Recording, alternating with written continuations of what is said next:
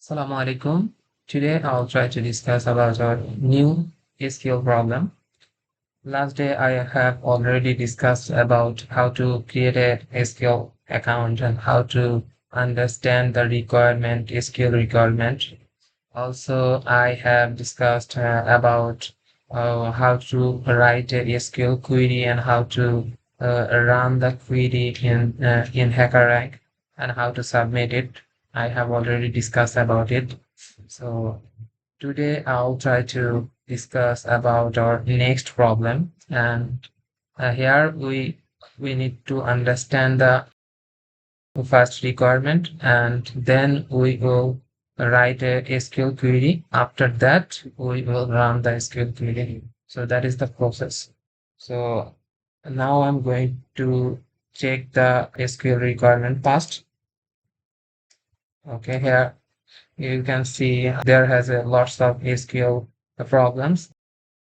I'm going to solve the first problem first. First problem, I need to understand the requirement and then I'll try to implement the code. So first problem is query the name of all Japanese cities in the city table, the country code for JPN. So here we need to find out the name of the city table. So now I'm going to write a query based on this question. Select name from city table where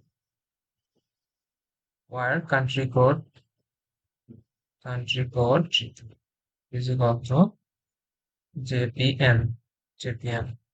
Okay, semicolon.